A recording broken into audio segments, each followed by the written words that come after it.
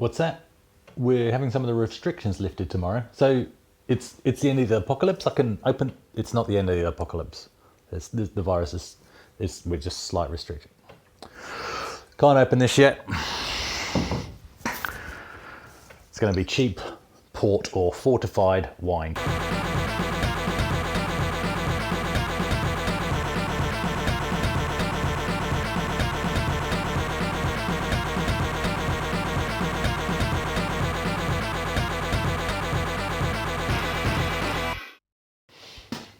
Hey, and thanks for clicking play. I'm not an alcoholic, by the way, but yes, I am now hitting the $5. I don't think I am. Fortified wine from Aldi. So $5, that's like £2.50. And it's actually quite nice. So that does the trick. Won't open the Apocalypse vodka today, which is a shame, but there we go. What are we doing today? I don't know, but what I do want to say is welcome to all the new subscribers. We are at 99 subscribers. Let me just bring it up and see if we've hit 100. No, 99 still. We're at 99, but that's great. That's fantastic. What are we doing? Okay, so one of the things, to all the new subscribers, welcome, and just keep in mind these videos are cheap, quick, cheap, dirty, done on my phone. Did I say quick? They're seldom quick, but they do at least get chopped up, but I don't go to great editing lengths. Plenty of other channels that do that much better. I'm just at the hobby level at the moment with no real delusions of grandeur over where I want to go, but hopefully I'll bring you some entertaining content. Okay, so way back at the start of my journey, which was rebuying the Batman pack, and basically I'm trying to recollect everything that I owned back in the day and nothing outside of that actually, which brings me to something I nearly forgot. Nothing outside of that. So I'll reveal to you over time the list of things that I had back in the day, games, systems, computers, consoles. Those are the things I'm trying to grab hold of again. And I'm trying to not get sucked into the whole big retro collection outside of that until somebody says, hey, I've got one of these. Do you want it for free? Doesn't fit with my collection, but it's free. So of course. So what did I get today? I got given, oops, I'll pick that up in a minute. A boxed, it doesn't have all the innards, but a boxed Nintendo DSi, which is fantastic.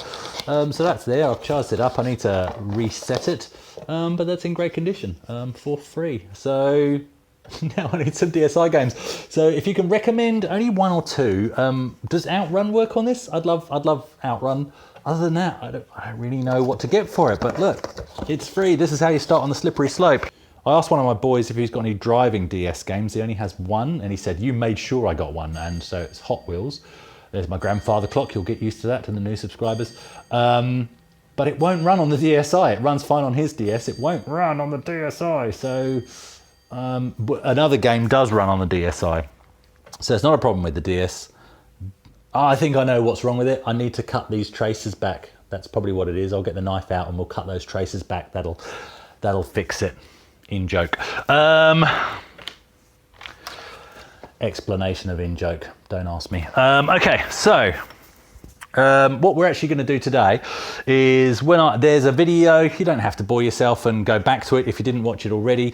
But where I went through all the discs that I got when I went back to the UK and collected everything, my Batman pack and all the other discs I bought, including these two demo discs, these two cover discs from Amiga Format, and neither worked. And the reason why I was a bit upset is because this one is really pertinent to my journey. This, as I have already shared, goes with this magazine, issue 3. That's the start of my journey, blah, blah, blah. Look back through previous videos.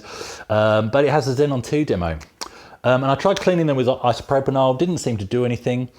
And then I was messing about one day, so I've actually known this for a while, I just haven't shared it with you yet.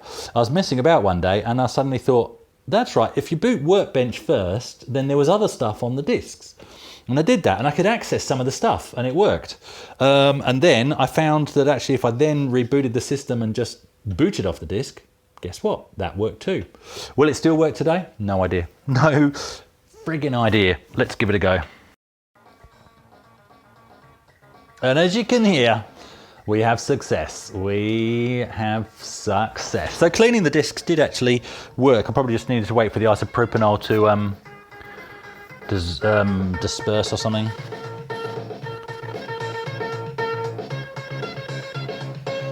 Or maybe it's just forced it into time. Ah, this track. Sometimes I'll just fire this up just to listen to this.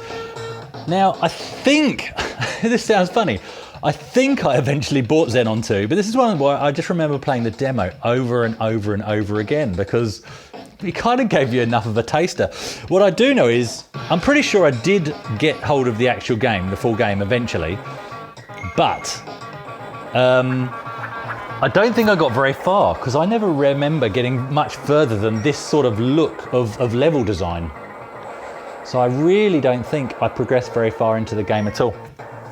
But that's great, this disc works. I think I've got the cheater plugged in. Nope, I've got the quick shot plugged in. Okay, let's have a quick blast and then I want to see what else is on the disc and share that with you. Come on. Now, I actually find the cheater, I find getting diagonal on these old joysticks really hard. But what I do find, the cheater is a bit better because you have the side fire buttons and that's actually easier to get a rapid fire. So if I cheat and hit auto fire, please forgive me. It is a cheat because auto fire is an upgrade you have to aspire to in this game. So this is a quick shot too. It's actually a Spectra video, but it's the same thing, just different brand. It's exactly the same.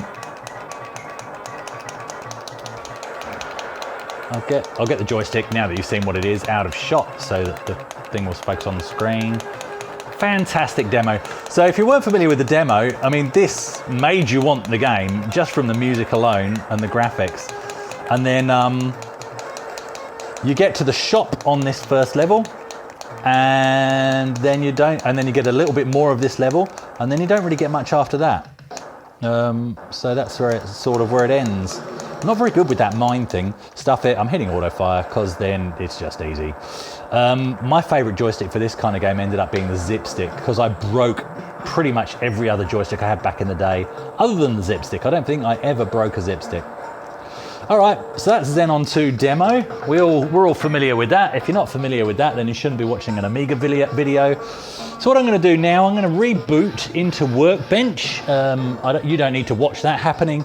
And I need to do a hard reset because my control button doesn't work right now. And we'll see what else is on this disc. Okay, so Workbench is fired up. Workbench 1.3. Nearly go to say it the wrong way around, 3.1. Too much time in Windows. So let's see what's on.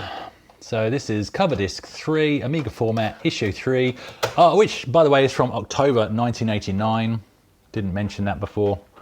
That's what this magazine is. Yeah. This isn't my original magazine or my original disc. I've repurchased both of them separately. Doesn't work if you try and use the PC mouse on the PC next to it. You have to use this. I had to repair this mouse if you're new to the channel. Had to replace the photo transistors, which is an easier job than getting the keyboard fully functional. But that's another story, and that will be coming soon. So you've got a doc about Xenon 2, so that's fine. Workbench hacks I'll come back to, because I find they seem to stuff things up. And I'm pretty sure not everything on this disc still works. Let's go to Demos Corner. And it's the funny things that sort of you forget that you ever experienced until you experience them again. I have been through these, so this isn't going to be a genuine, oh my god, the nostalgia, because I've already looked at this. But if this is your first time looking back at this disc and you had this disc back in the day, this is the demo that was on it.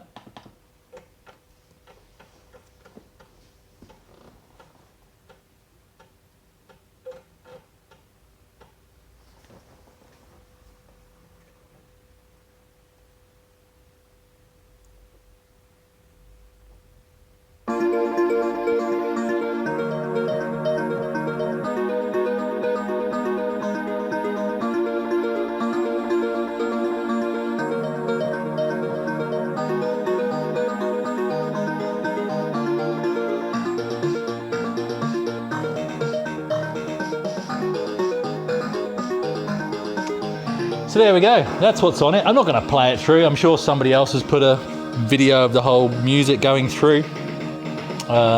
So I'll ruin it by talking over the top. What I do like about this, it's one of those things, again, music on the Amiga is so good, and I know so many of us are into this, and this is something, if you had it, you'd fire it up, you could just kick back, do something else, or just sit there and zone out and just listen to it until you get bored and then move on to something else. What I do like about this demo is they've changed the colour of the mouse pointer so that it can be hidden in the graphics, in the background, even if it's in sight. There we go. Fantastic. Nice graphics, nice music. That's all there is to it. So that's what's in Demos Quarter. What else we got? Don't know what that is. What's PopDir? No idea. It would tell me on the magazine, I'm sure. Don't remember. What has that done? That's done this. What is that? Oh, okay. So it's like an app for, what, bringing up your different directories and your different drives and stuff, I'd assume. Now look, this is where I confess, I was a big Amiga user back in the day, but from a gaming perspective, I've spent so little time in Workbench itself, and I know a lot of you are completely across it. So yeah, I didn't even realize that, you know, in the shell, it's very similar to DOS commands in terms of changing directories and stuff. I really didn't get into that sort of stuff until I got a PC, and you kind of had to, because there was no other way of actually successfully navigating, setting up your machine and getting things to work in DOS. And of course, Windows at the time was useless for gaming. I'm talking, you know, DOS 6 and Windows 3.1. So it didn't really have to be around across it. On the Amiga, you just rebooted, and each game was an operating system in its own right, really. So there we go. PopDir may be a good application. All these they're all archived online, and I've actually, in case I didn't get these working, I've downloaded ADFs of these as well, so I could overwrite them if the data was corrupt or whatever. Dpaint tutorial. So I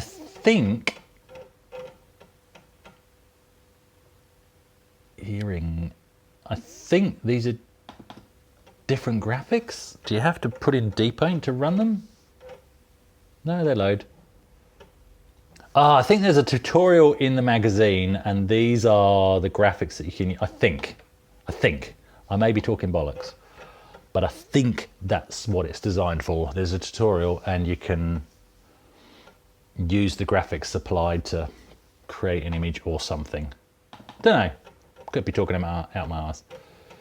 There's a document that would tell me everything, but do you know what? There we go. Clearly some extra things to layer on. Let's assume this is an earring. Oh, okay. I don't know what those do. That didn't do anything. That didn't seem to do anything. What does this do?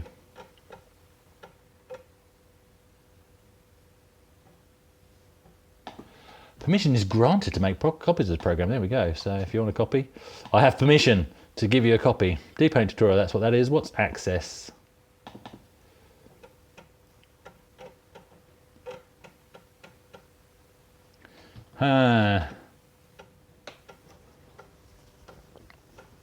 Was this like an application for if you're on bulletin boards and stuff? I can't remember. Did it do anything?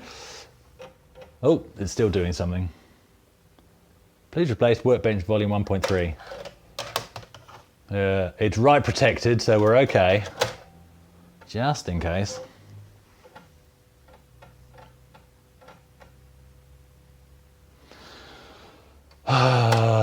Please insert. I never actually had an external drive back in the day, so I'm used to the disk swapping. That's what it's part of. It's part of it for me. Please insert Workbench. But there are times it gets annoying. Using Soundtracker 2.5, it can get annoying. Doing this, it can get annoying. When it can't seem to decide, can't open files, this, well, there we go. Well, that was, and look, hang up dial. Yes, it's to do with the bulletin board thing, I think. Right, good. That's great. How do I exit that? Escape. access denied. Okay, about system, end of line. Yeah, it's definitely a terminal program of sorts. It'd be interesting to see if I can actually, if I ever get hold of a modem and then put that through a phone port or my NBN modem and see if I can dial anything up. That would be great. Access denied, out queue, there we go. Zach quits, all right. Right, let's go into Workbench hacks, which is usually where I lose complete control of the system.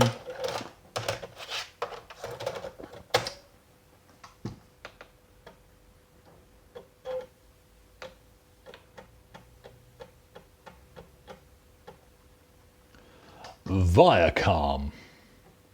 Viacom. They used to be at the start of movies, didn't it? Viacom. It definitely rings a bell. Where's my port? Don't know. There we go. So that makes a complete mess of my Workbench. Fantastic, for reasons unknown. How do you exit that? You don't. That's just that. Workbench hack, what does that do? Applying 2 Workbench hacks at the same time. It can never be a good thing. Like, let's kill that. How do I see how little I know? How do I stop this? Nobody knows. Maybe I run it again.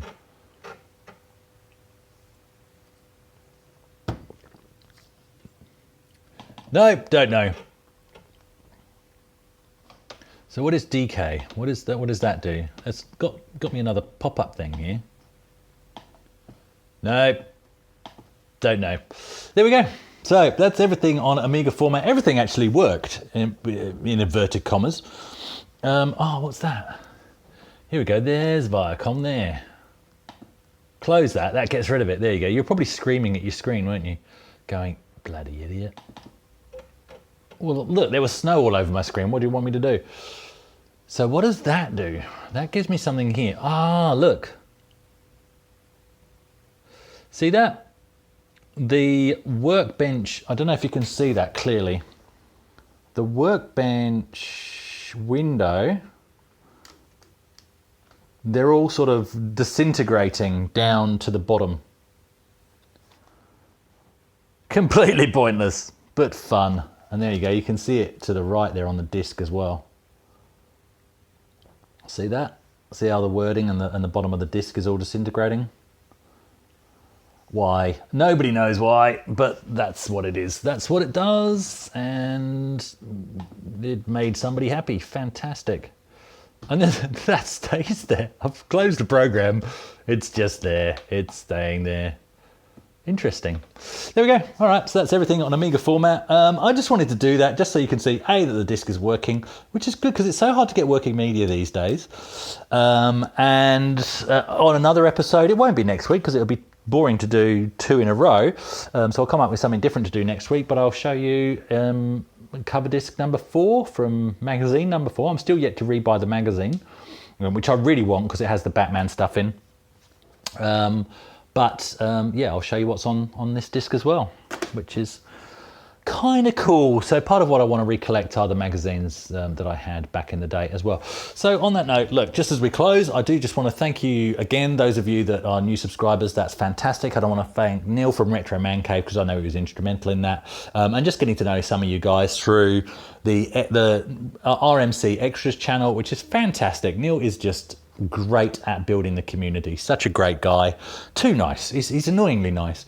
So for those of you that have joined me through that avenue, I'm really appreciative. That's great. And for those of you that aren't, because I know some of you actually aren't familiar with RMC, so seriously, I do encourage you, and I'll put both links in the channel. Go to Neil's channel, the main channel RMC, and also the extras, the extra caverns or whatever he's calling it, because he's really, especially in this time when everybody's in lockdown, he's doing so much to sort of bring the community together, and he does so much charity work and stuff like that. Seriously, I'm not even joking, annoyingly nice guy. So please check out his channels. To all my regulars, thanks for watching, and to all of you that are new, welcome once again. Thanks, guys.